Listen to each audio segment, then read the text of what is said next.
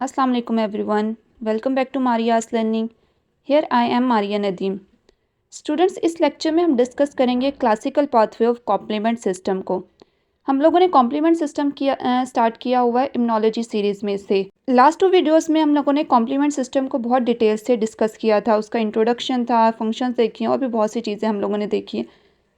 मेरी सजेशन आपको यही है कि आप पहले उन दोनों वीडियोस को देख लें, क्योंकि अगर आप डायरेक्टली इस वीडियो की तरफ मूव करेंगे तो शायद आपको इतनी अच्छे से समझ ना आए आज के लेक्चर की, क्योंकि वहाँ पर बहुत से की टर्म्स को यूज़ किया गया है।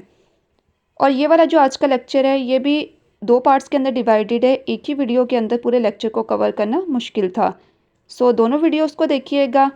फिर चलते हैं अपने सफ़र की तरफ, स्टार्ट करते हैं अपना आज का लेक्चर। क्लासिकल पाथवे को क्लासिकल पाथवे क्यों कहा जाता है? क्लासिकल का क्या मतलब होता है? मतलब पुराना।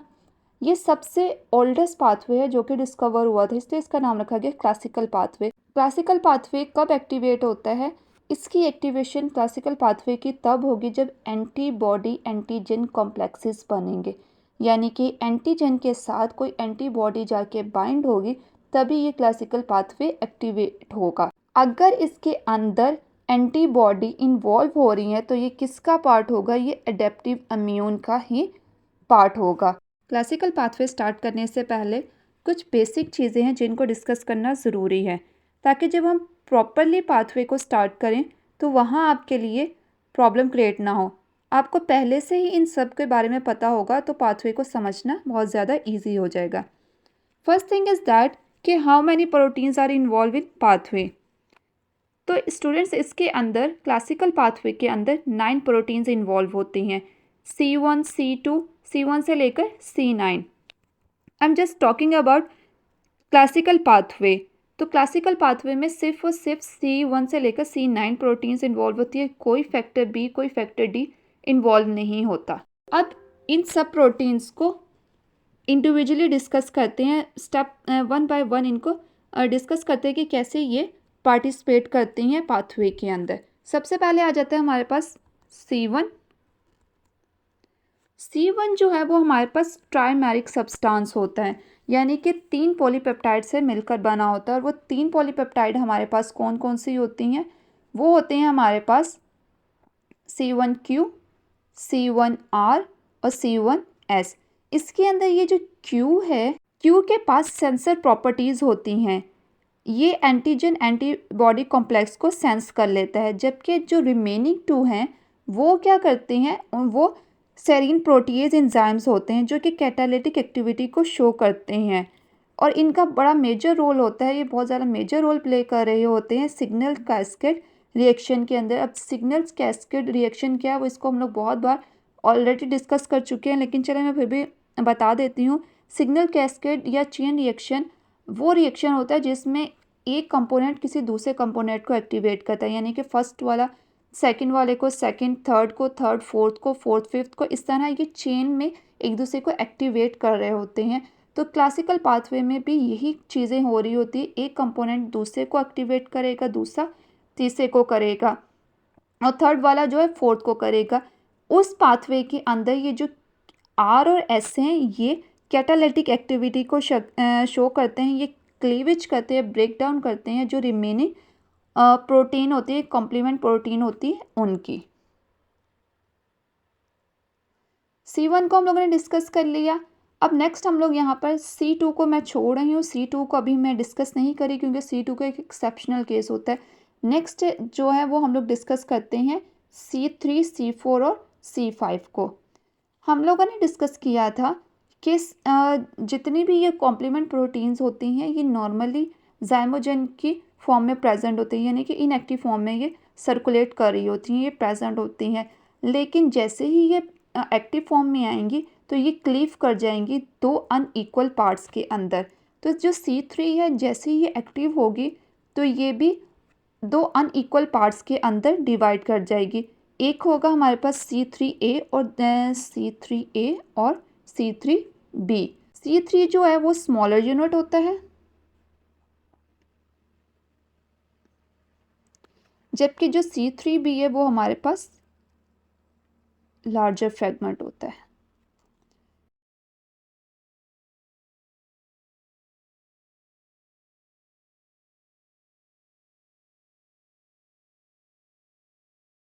C4 के केस में भी यही होता है कि क्लीव करेगा, क्लीव के बाद जो स्मॉलर यूनिट होगा वो A होगा, जो लार्जर फ्रेगमेंट होगा वो B होगा। C5 भी ऐसे ही ब्रेक करता है, उसके भी दो अनइक्वल फ्रेगमेंट्स बनते हैं, स्मॉलर A और larger B। C3, C4, C5 इसमें जो स्मॉलर A होता है जबकि जो लार्जर है वो हमारे पास B होता है। 3 याद रखिएगा, 3, 4 और 5 के केस में ये होता है। यहाँ पर मैं 2 को डिस्कस नहीं करी क्योंकि 2 का एक एक्सेप्शनल केस होता है।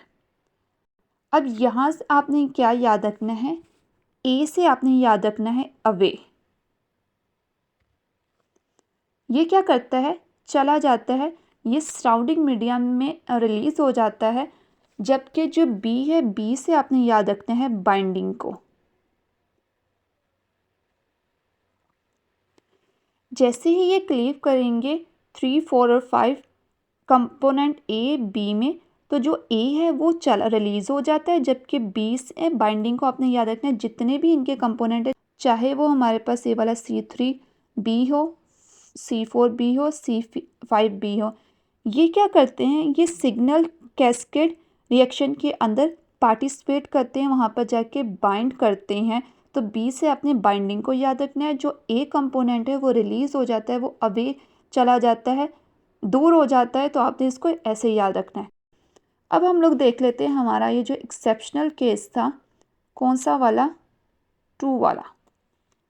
2 के अंदर क्या होता है, ये इसकी भी क्लीवेज होती है, ब्रेक डाउन होते हैं, लेकिन यहाँ पर जो लार्जर फ्रेगमेंट होता है वो ए होता है, ए हमारे पास लार्जर होता है, और यही पार्टिसिपेट करेगा सिग्नल कैस्केड रिएक्शन के अंदर, क्लासिकल पाथवे के अंदर ये ही इन्वॉल्व होगा। जबकि जो बी वाला है वो स्मॉलर यूनिट होता है,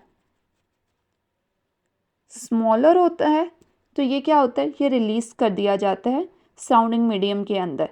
इनके क्या फंक्शन होते हैं, इनके फंक्शंस होते हैं, लेकिन वो हम लोग इनको बाद में डिस्कस करेंगे, जब हम लोग फंक्शन को डिस्कस करेंगे। अभी मैं उस तरफ नहीं जा रही हूँ, अभी मैं सिर्फ आपको ये बेसिक चीज़ें बता रही हूँ।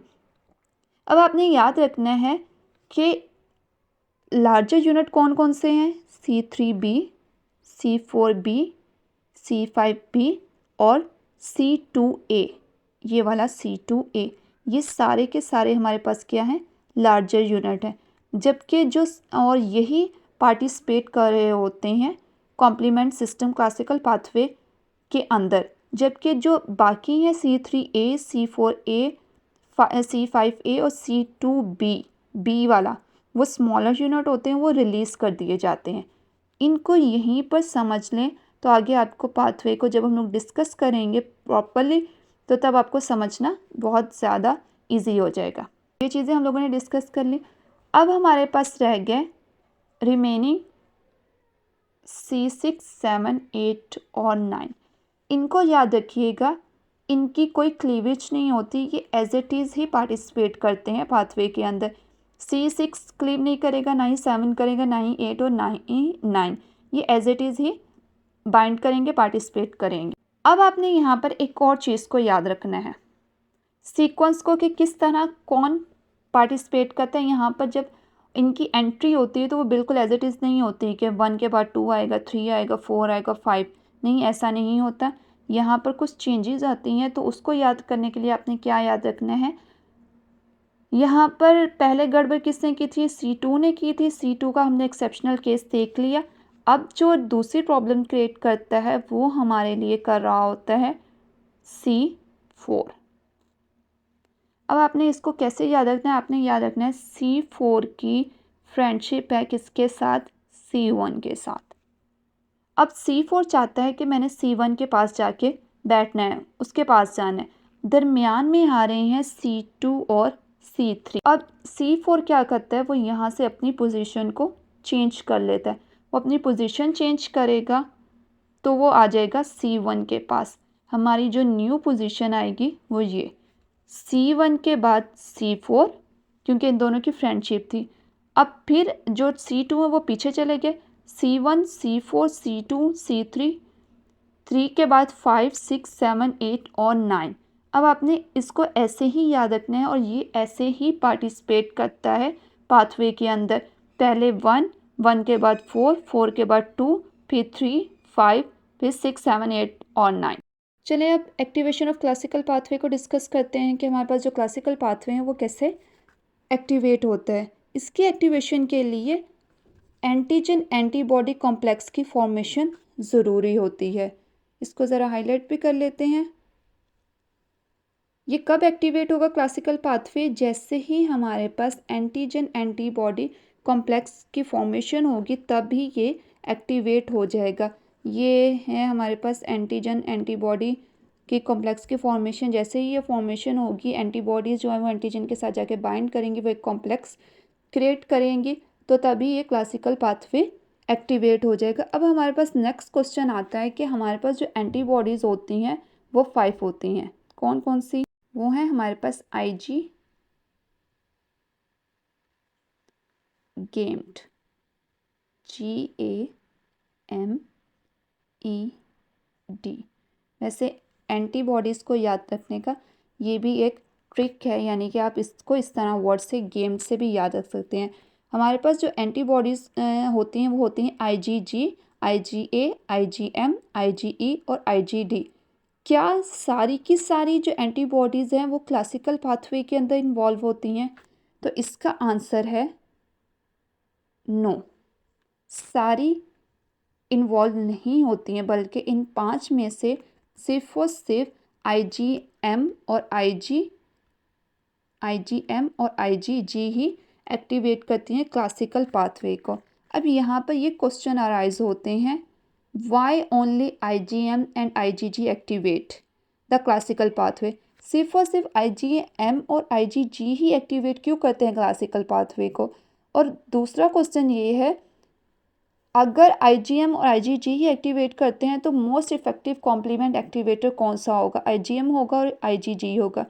इन क्वेश्चंस के आंसर्स को फाइंड करने से पहले यहाँ पर थोड़ा सा हम लोग डिस्कस करते हैं एंटीबॉडी के स्ट्रक्चर को, क्योंकि एंटीबॉडी के स्ट्रक्चर का इन ये जो क्वेश्चन है इनसे एक रिलेशनशिप है, कनेक्शन है, तो इसलिए हम लोग इसको डिस्कस करते हैं। I am not going in the depth, मैं डेप्थ के अंदर बिल्कुल भी नहीं जाऊंगी, जस्ट जो जनरल से हैं उनको ही डिस्कस करेंगे।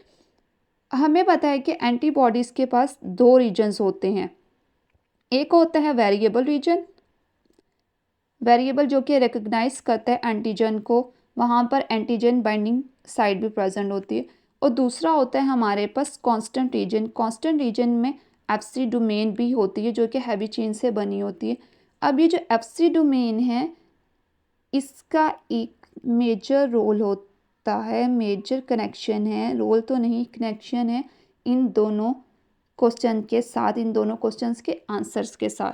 चलिए वो डिस्कस करते हैं। इन क्वेश्चंस के आंसर्स को फाइंड करने से पहले हम लोग देखते हैं कि क्लासिकल पाथवे को एक्टिवेट होने के लिए किन चीज़ों की रिक्वायरमेंट होती है, क्या चीज़, कौन कौन सी चीज़ें जो होती हैं वो रिक्वायर होती हैं। सबसे पहले ये है कि minimum 2 FC regions are needed for the activation of classical pathway. कम से कम 2 FC रीजन्स की प्रेजेंस ज़रूरी होती है। And the next one is distance between FC region is 14 angstrom, यानी कि 2 FC रीजन्स के दरमियान 14 एंगस्ट्रॉन्स का डिस्टेंस होना ज़रूरी है। अब अगर हम लोग IgM और IgG की बात करें, सबसे पहले हम लोग IgM को देखते हैं। IgM जो होता है वो हमारे पास पेंटामेरिक होते हैं, यानी कि 5 एंटीबॉडीज़ का एक कॉम्प्लेक्स होता है। 5 एंटीबॉडीज़ का कॉम्प्लेक्स होगा तो डेफिनेटली इसके पास 5 FC रीजन्स होंगे। अब जब IgM के पास 5 FC रीजन है तो ये इजीली क्या करेगा, ये पार्टिसिपेट कर लेगा, ये इजीली क्लासिकल पाथवे को एक्टिवेट कर देगा, क्योंकि रिक्वायरमेंट हमारी ये है कि मिनिमम 2 FC रीजन्स होने चाहिए। जबकि IgM में तो हमारे पास 5 FC रीजन है, तो वो इजीली अपने जो 2 FC रीजन है उनको इन्वॉल्व कर देगा क्लासिकल पाथवे के अंदर। अब दूसरी कंडीशन जो देखें, दूसरी कंडीशन ये है कि डिस्टेंस जो होना चाहिए वो 14 एंगस्ट्रॉन्स का होना चाहिए 2 FC रीजन्स के दरमियान में। आईजीएम के केस में दो एफसी रीजन्स के दरमियान जो डिस्टेंस होता है वो करीब करीब यानी कि अराउंड अबाउट 14 डिस्टेंस ही होता है। So they easily participate in the activation of classical pathway. इसी वजह से आईजीएम जो है वो पार्टिसिपेट कर लेगा। जबकि आईजीजी के केस में क्या होता है, आईजीजी के केस में मोर देन वन आईजीजी की इन्वॉल्वमेंट होती है। क्यों? क्योंकि आईजीजी जो है वो हमारे पास मोनोमेरिक होता है, उसके पास सिर्फ और सिर्फ एक ही एफसी रीजन होता है।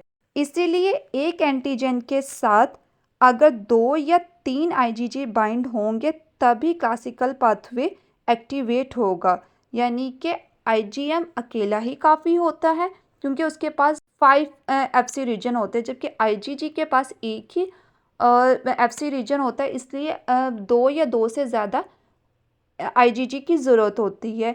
अभी जो हमारा क्वेश्चन था कि मोस्ट इफ़ेक्टिव एक्टिवेटर कौन सा है, तो हमारे पास मोस्ट इफ़ेक्टिव एक्टिवेटर जो होगा डेफिनेटली वो आईजीएम ही होगा क्योंकि वो अकेला ही काफ़ी होता है। अब हमारे पास जो क्वेश्चन था कि why only IgM and IgG activates the classical pathway, सिर्फ और सिर्फ आईजीएम और आईजीजी ही एक्टिवेट क्यों करती हैं क्लासिकल पाथवे को।